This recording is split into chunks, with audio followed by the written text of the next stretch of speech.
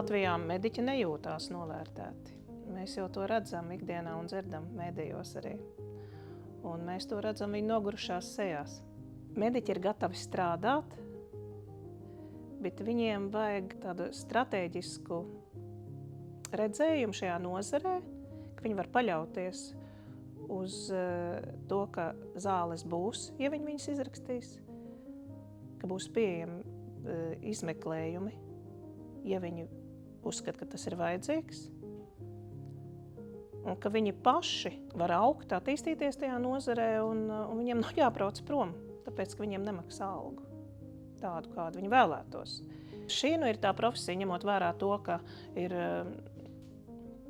šīs cilvēku resursu trūkums, viņam vienkārši jādara savs darbs, viņam nav laika skraidīt pa protestiem, jo no viņu darba, tieši no viņu darba visvairāk ir atkarīga cilvēka dzīvība.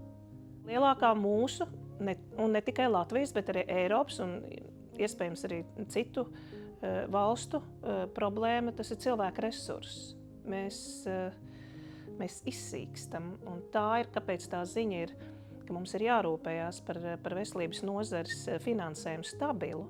Tas ir dot ziņu cilvēkiem, ja jūs nāksiet, jums, pirmā doma, tas nenozīmēs automātiski, ka tev būs jābrauc prom. Es domāju, ka neviens tā īsti cilvēks, kas ir piedzimis un labi jūtās savā valstī, viņam negribēsies braukt projām.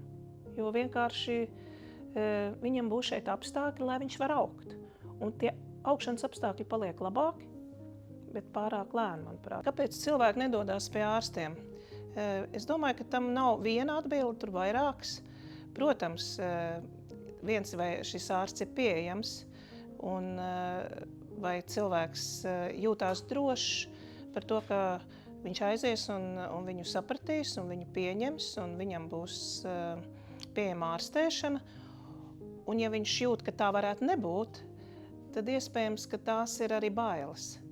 Jo mēs onkoloģijā novērojam, es esmu Onko aliansē un esmu vadījusi onkoloģijas atbalsta darba grupu, ka viens no iemesliem, kāpēc cilvēki neiet uz skrīningu, piemēram, vai kāpēc viņi arī nedodās laicīgi pie ārsta, ir vienkārši bailes par to, ko pateiks, varbūt kā pateiks, un galu galā, kad nebūs pieejama šī veselības aprūpe. Tie cilvēki neiesaistīsies un paši neorganizēs procesu, tad kāds organizēs viņu vietā. Un iespējams, tas rezultāts nebūs tāds, kā mēs vēlamies. Manuprāt, ir jāuzņemās atbildība gan par savu dzīvi, gan par notikumiem. Un jā, neskatoties to, ka, piemēram, mums nepatīk politiskā vide vai skatu vai viss, kas tur notiek, neskatoties to, mums jāturpina darīt labas lietas un iespējams stāties partijās un iet darba grupās, jo tāda šobrīd ir tā valsts iekārta, tā demokrātijas iekārta un tā ir iespēja. Redzēt tajā iespēju savu vietu ar pašcieņu, jo tas, kas mums mazliet, man liekas, pietrūkst, ir tā pašcieņa un tā vērtības sajūta. Es esmu vērtīgs, neskatoties uz to, ko domā citi. Mani sauc Evita Zālīte Grosa, es esmu mūziķa, 4 bērnu mamma un Onko alianses biedrs.